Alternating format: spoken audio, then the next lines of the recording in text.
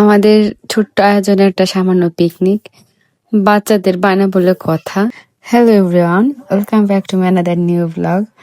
তো ব্লগটা একটু বড়ই, তবে না টেনে সম্পূর্ণটা ভিডিও দেখবেন। আর এখানে বুঝতেই পারতেছেন আমি লাকড়ি চুলার মধ্যে রান্না করতেছি। মানে লাকড়ি চুলার মধ্যে রান্না করার কিন্তু অন্যরকম একটা স্বাদ হয়, অন্যরকম একটা ফিলিংস হয়। যাই হোক, মাংসটা আমি ধুয়ে ভেজে নিলাম, মশলাটা দিলাম, কষানো হলে তারপরে মাংসটা দিয়ে দিব আর কি, ভাজা মুরগিটা। তবে এটা আমার ছেলে মেয়ে দুজনই খুব পছন্দ, আমার হাতের এই রান্নাটা। আর আমার খুব ভালো লাগে, যেহেতু বাচ্চাদের পছন্দ। এখনকার বাচ্চারা তো কলা পাতায় ভাত খাওয়া মানে কি সেটা তো বুঝে না। তো ওদের জন্য কলা পাতা নিয়ে আসলাম, মেয়ের খুব ভালো লাগছে। তারপর মানে সবকিছুরই অভিজ্ঞতা থাকা ভালো। তো জিজ্ঞাসা করতেছি কেমন হয়েছে, ছেলে মেয়েদের জন্য অনেক ভালো হয়েছে।